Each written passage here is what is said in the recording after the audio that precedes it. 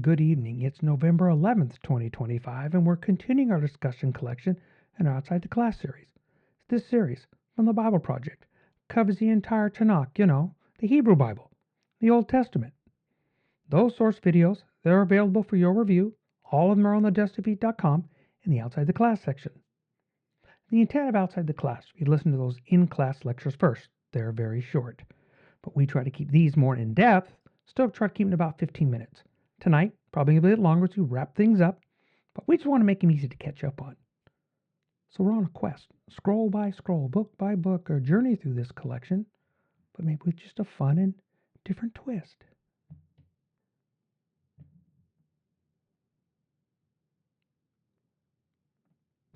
Our hope with the Dusty Feet is to foster discussion and to help build and support communities.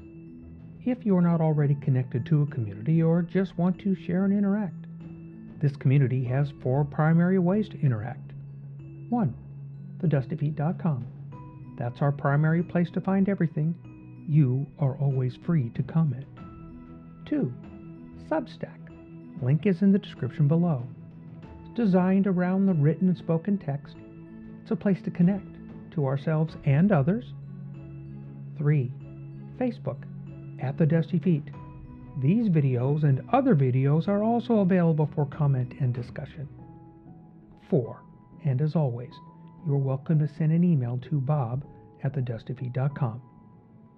These places, they will be moderated and guidelines will be set to ensure healthy, safe discussion.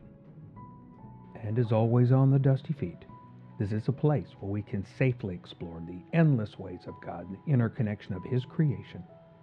Belief understandings may be challenged, divine misunderstandings may exist, and traditional teachings might falter as we pursue connection, context, and community with God and each other here in an environment of grace and love.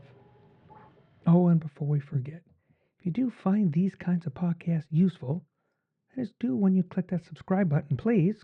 But the reminders, they just help you. But also, if you think these might be useful to others, that is when you click that like button, because that is how YouTube chooses to share these to more people if they wish. So in this series, we're going to cover the entire TaNaK, the Old Testament, but we're going to do it in the original order of those Hebrew scriptures. And also remember, the videos we're going to be discussing, they're always just the tip of the iceberg. They're part of a learning series I highly recommend, and all of them can be found on the Bible Project website. Because we're going to ask many questions about all kinds of things. Answers? We'll see. Samuel. First scroll. This is our part 30. We're wrapping this scroll up. This will wrap up and send us on our way. So here we go. We're soon going to get another glimpse into the character of David, who will soon become King David. And we're also going to get to the sad demise of Saul. So in this section, these last 3 chapters in the scroll, I think we get an interesting peek into the integrity of David. Even in this case where we might question part of that, and to be fair, it's always in a hindsight view, and probably certain, for us, maybe unrealistic expectations. I'm not sure, but I do think so. However, we know that he's made alliances with Achish, the king of Gath, which could possibly be construed as a friendship. But nevertheless, the truth is that David was sticking to his word. One could argue he was also, in his word, sticking to it, playing for the other team, right? Because the governors of the Philistines, they've gathered together. They're ready to go to war again with Israel. Specifically, they're going against Saul, and Achish shows up with David next to him. Now, it seems that this song that the ladies sang way back earlier in the scroll, they said that Saul slew his thousands, David his 10,000s. Well, that seems to become a #1 hit now. And not only that, but now it's crossed the Billboard charts into other people groups, because they know this song too. And these Philistine commanders, they gather to confront Achish and they ask, so why do you have David with you, You need to send him away. He needs to leave because they're thinking he's going to turn on them. That's not an unrealistic expectation. I would have expected it. They're saying, send David away. We don't need him to be part of this. And that all seems well and good, right? Achish goes back and he tells David, you know, and then David can say, yeah, I get it. I understand. I see where they're coming from. I'll leave. But that's not the response that we get from David. We actually get a response from David. It more echoes his response to Saul when Saul was not only impugning his integrity, but also bringing into question David's commitment, David's loyalty. Yeah. So then Achish, starting in chapter 29, verse 6, right, says, Then Achish called David, and he said to him, As Yahweh lives, you have indeed been honest, and your going out and your coming in with me with the army is pleasing in my sight. For I have not found any evil in you since the day of your coming to me. Nevertheless, you're not pleasing in the sight of the governors. So now then, return, go in peace, so that you will not do anything wrong in the sight of the governors of the Philistines. Again, here's where you can make a case that David should say, okay, thanks. I'm leaving. You're not asking me for anything. You're just telling me to go in peace. But David actually believes, at least he thinks, we're going to get this, that he thinks they're questioning his integrity. Because here's his response. It starts in verse 8. He said, However, David said to Achish, What have I done?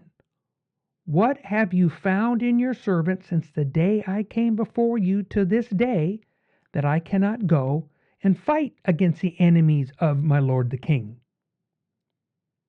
So you see from the response that if you replace Achish with Saul, you could read it very easily, and it wouldn't surprise you that it was coming from David.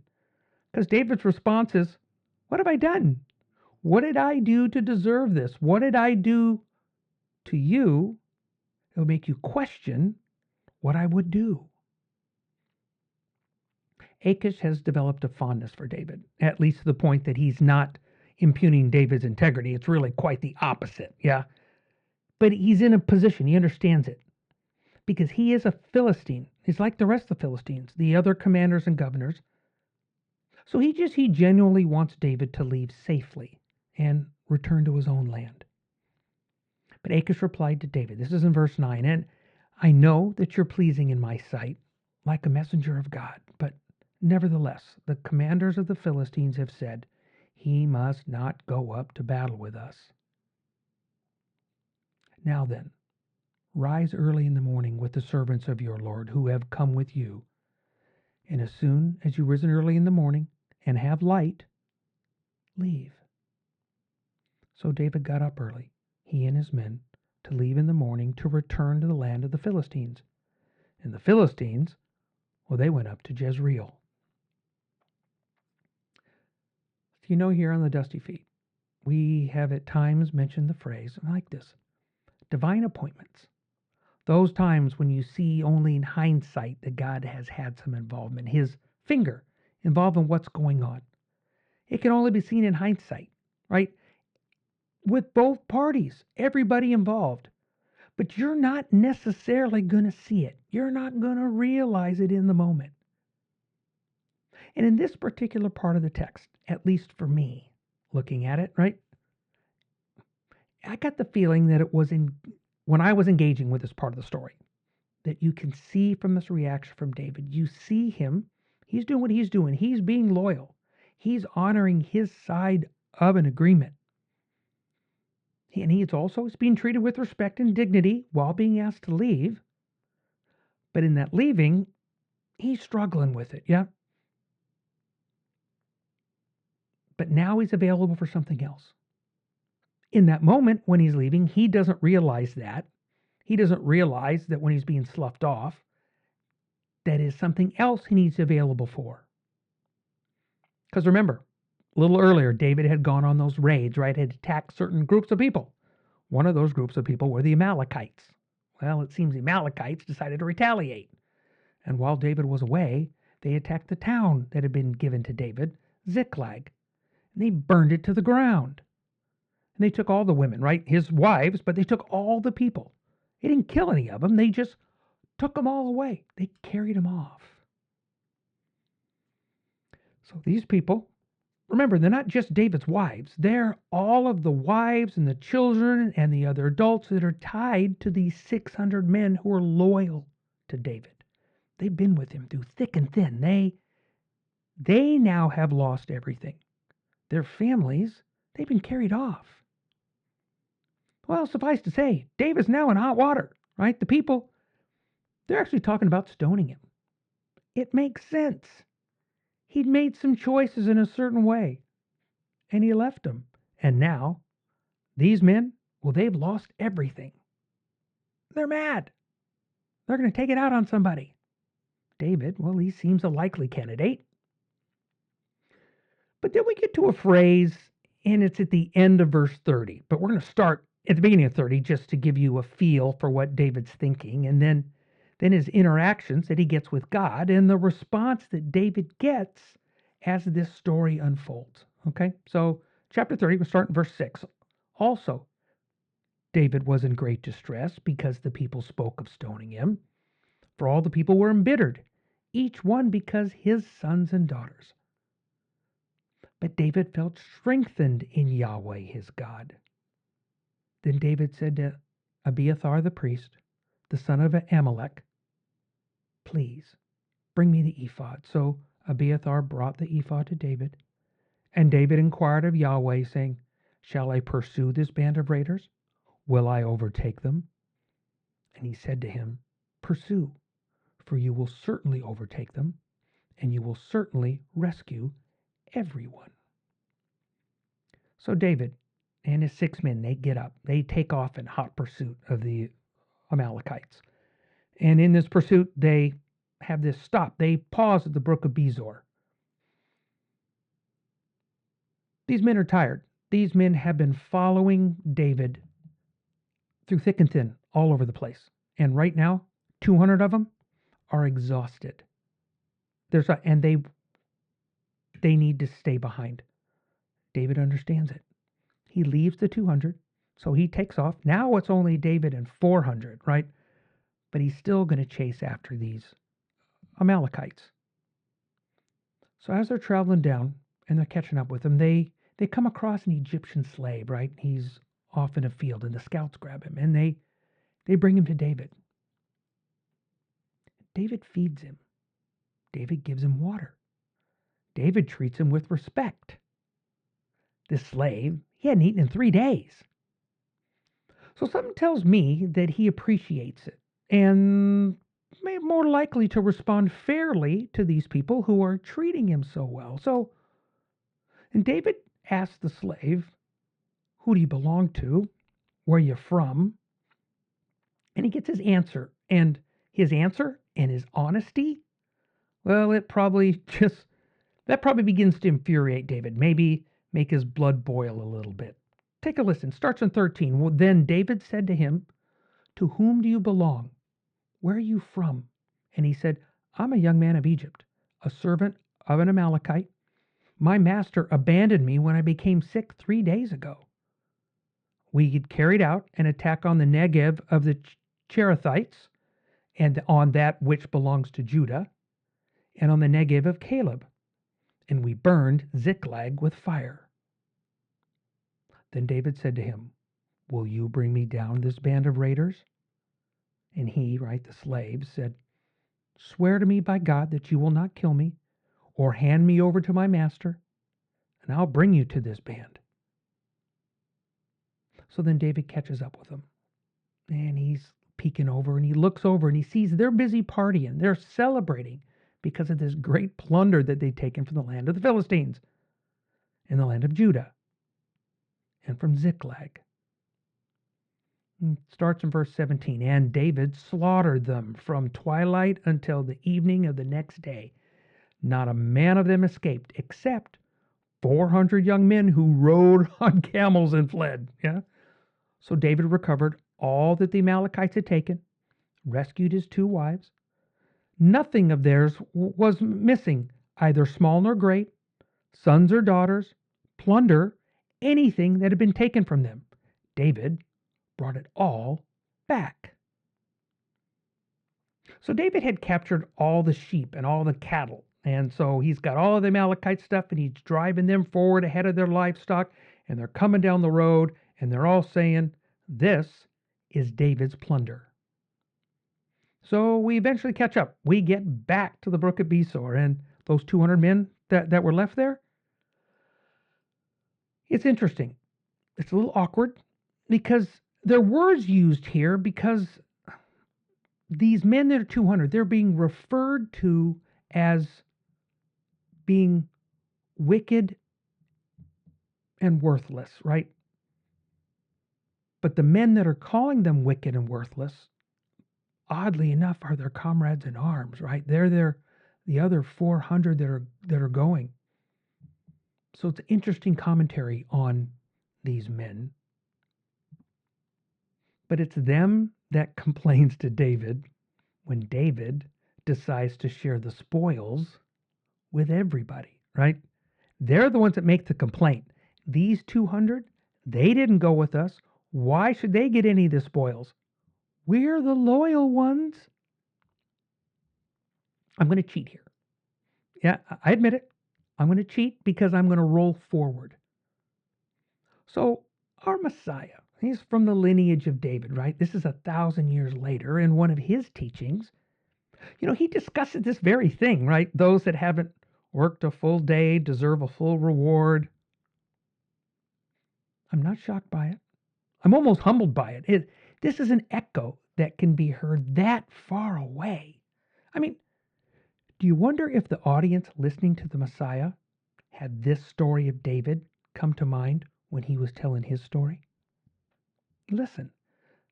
Start in verse 23. But David said, "You must not do so, my brothers, with what Yahweh has given us, for he has protected us, handed us over to the band of raiders that had came against us."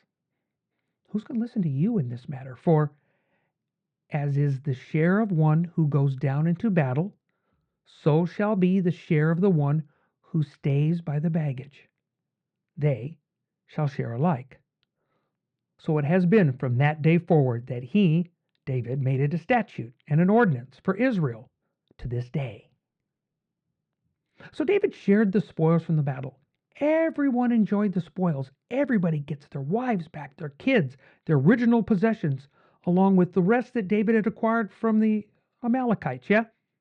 And all of that, he shared all of that around. He took it around the surrounding areas. Because there's probably a good chance that these areas all around, they've been ravaged by these pillagers, yeah? But what we see from David, I'll say he's acting very kingly. So then we turn the page. We get to that last chapter in the first scroll of Samuel, and we reach the demise of the first king of Israel, as King Saul, and his lineage, right? Because what happens is the Philistines in Jezreel, they overtake Saul. It's a brutal battle. They catch and kill his 3 sons, Jonathan, tragic, Abinadab, and Malchishua. They're chasing down Saul. Saul realizes the battle's lost. He does not want to be captured alive, only to be abused by the Philistines. So he asks his sword bearer to kill him. The sword bearer, well, he cannot bear, no pun intended really, to do it. So Saul falls on his own sword. The sword bearer, witnessing that, he did the same thing. So the Philistines, they eventually come upon the dead body of Saul. They're mad, but they're still going to get their pound of flesh, yeah? So they cut off his head. They took his weapons. They paraded them around the land. They put his weapons in the temple at Ashtaroth. But they nailed his and his son's bodies to the wall at Beth Shan. But there were some valiant men, right? And they found his body. And at night, they snuck up, took the body of Saul and the bodies of his sons, and they brought them to Jabesh. And there they burned them. And they took the bones, and they buried them under the tamarisk tree in Jabesh. And they fasted for 7 days.